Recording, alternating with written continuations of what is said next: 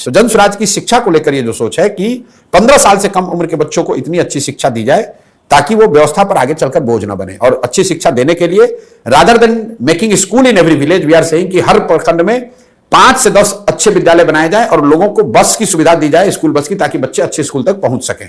और जब तक ये व्यवस्था को बनाने में जो 5 साल समय लगे, 10 साल, तब तक लोगों को प्राइवेट स्कूल में पढ़ने का ऑप्शन दिया जाए। दूसरी बात जो हम लोग कह रहे हैं रोजगार की, 15 साल से 50 साल की उम्र के लोगों को अब वापस आप पढ़ाकर डॉक्टर इंजीनियर नहीं बना सकते हैं। उनके हाथ में स्वरोजगार के लिए पूंजी दिया जाए।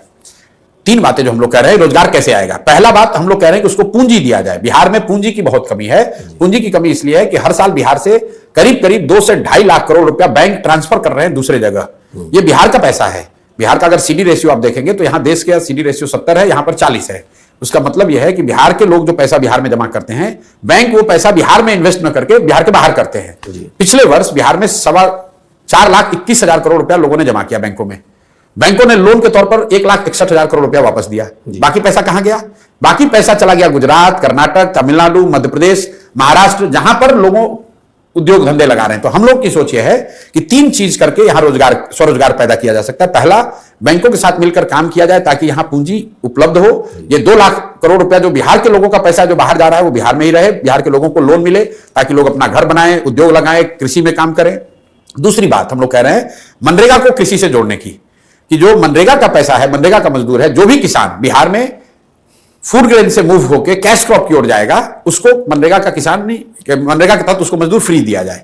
उससे क्या होगा कि लैंड की प्रोडक्टिविटी बढ़ेगी और बहुत बड़ी संख्या में जो एग्रीकल्चर से जुड़े हुए मजदूर हैं जो पंजाब हरियाणा जा रहे हैं, उनको यहीं पर मजदूर मिलने लगेंगे। क्योंकि जमीनी सच्चाई यह है कि जहां लाखों लोग, बिहार के लोग बाहर जाकर खेती में खेतों में मजदूरी कर रहे हैं, बिहार के खेतों में काम करने के लिए मजदूर नहीं है।